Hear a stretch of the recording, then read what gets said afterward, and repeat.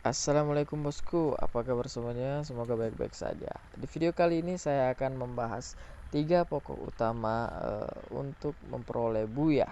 Oke, sebelum kita mulai videonya, saya ingin ingatkan kepada kalian lagi semua guys untuk menekan tombol subscribe di bawah dan jangan lupa aktifkan juga notifikasinya guys agar jika saya mengupload video baru tentang seputar gameplay atau pembahasan FF kalian tidak ketinggalan. Oke, langsung saja kita masuk ke videonya.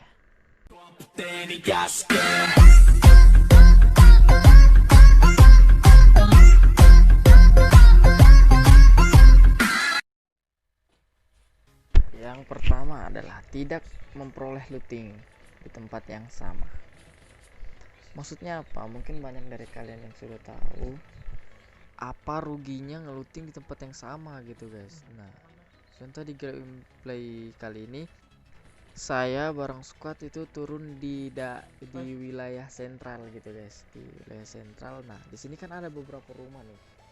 Nah, biasa tuh ada teman-teman, satu teman ngikut di rumah yang sama. Nah, ini teman-teman GLBK ini paling benci betul kalau kayak gini nih guys. Aku kayak kok milih aja gitu, ngikut-ngikut apaan sih, kayak nggak ada tempat lain gitu untuk melooting karena sudah kita di satu rumah yang sama ya kan.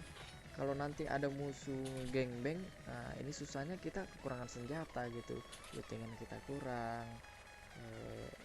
kita belum pegang senjata, belum ada persiapan untuk ngewar, mau lari ya pengecut banget.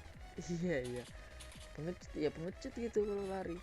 Lebih cari senjata ngelawan, mati lobby, main lagi. Iya ya, kalau kalian yang ngepush ya jangan kayak gitu.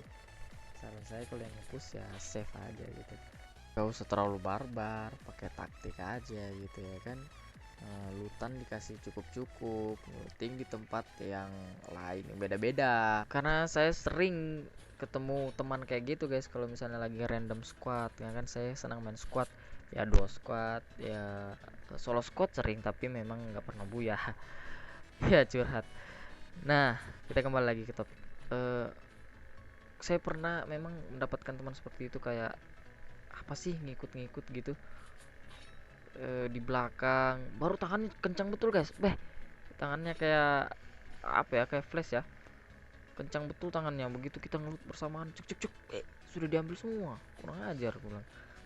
Nah, itu makanya kita harus agak-agak terpisah gitu, ambil jarak. Nah, begitu nanti sudah kelihatan satu squad lain atau squad lain datang, baru kita ngumpul nih dengan persenjataan yang cukup, yang lengkap.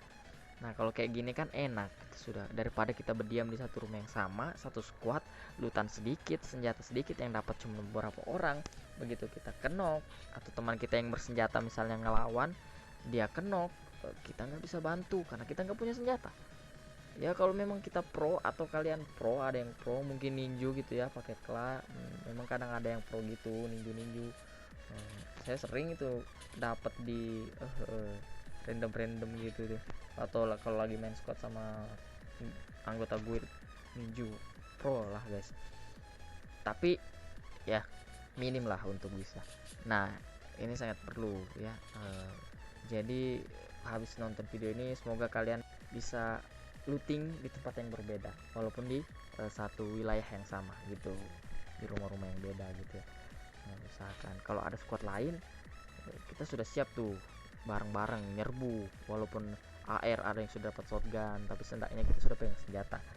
Nah, lanjut ke pembahasan yang kedua, yaitu kekompakan tim.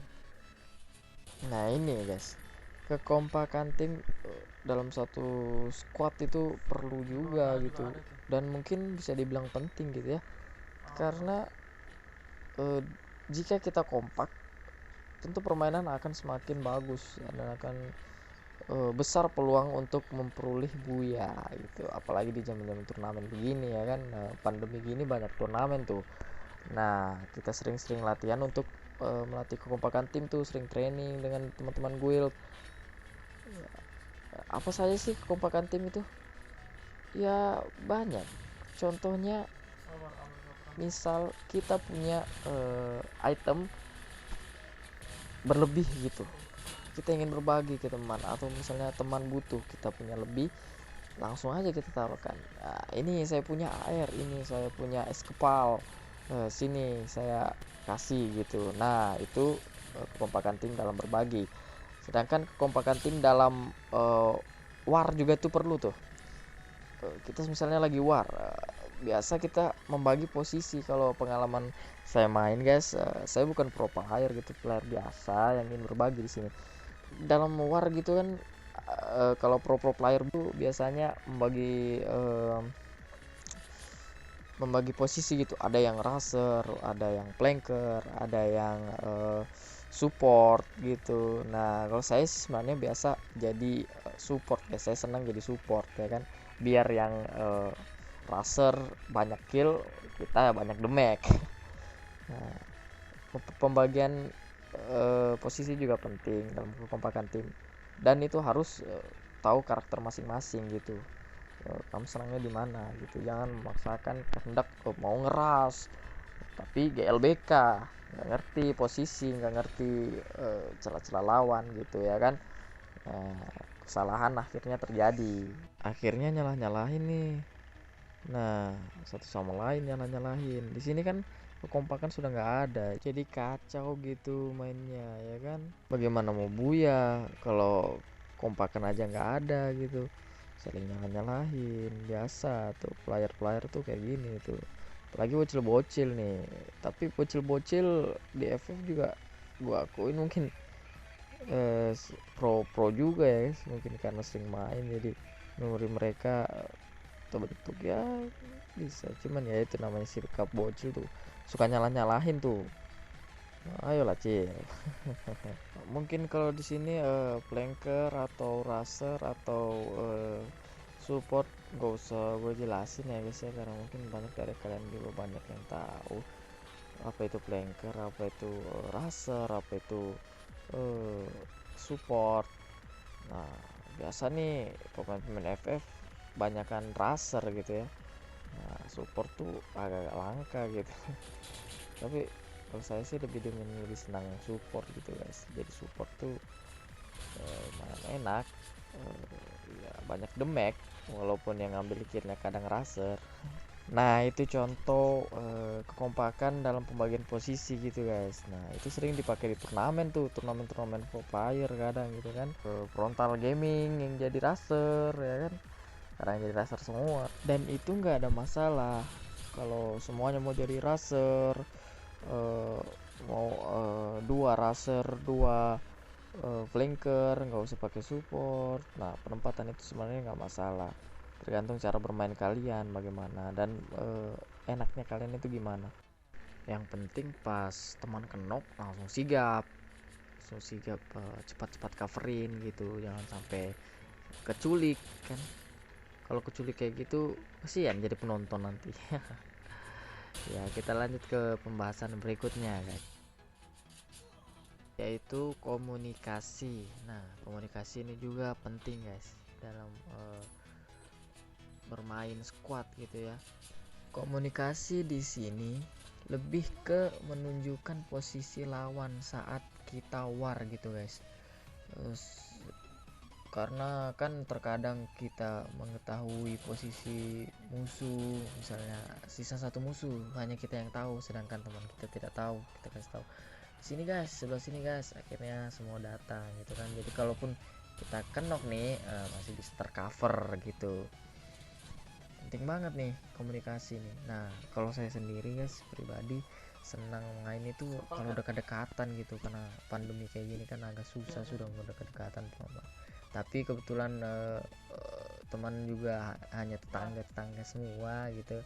Nah mereka kadang main ke rumah gitu ya, walaupun agak berjarak kami tetap mabar, nggak terganggu komunikasinya gitu guys. Ya tapi kalau saran saya, kalau pandemi kayak gini guys ya janganlah ketemu dulu sama teman-teman mabar gitu kan, di rumah aja dulu ya, mabar dari rumah kan, banyak turnamen-turnamen online juga gitu. Komunikasi tetap penting, tapi kan sekarang sudah media sudah maju gitu, kita bisa on mic-nya di Discord juga, kita bisa di via WhatsApp ke teman, chat ngajak mabar. Nah di in game-nya kalau saya guys malas kalau ketemu teman itu tak on mic. Nah kebetulan di sini pakai Discord juga ya, baru satu teman ini ada di sebelah saya. Nah kami pakai Discord ngomong-ngomong di sini. Mungkin segitu aja yang bisa saya sampaikan guys. Mungkin 3 poin tadi bisa bermanfaat untuk kalian gitu ya kan. Saya di sini bukan pro player, sekali lagi saya di sini pemain biasa yang ingin sama-sama berbagi gitu, sama-sama sharing pengalaman, sama-sama belajar. Kalau kalian juga ada yang mau diomongkan bisa komentar di bawah guys. See you the next video, enjoy and bye bye, I love you. Nonton dulu nih sampai habis ya, sampai buya. Iya.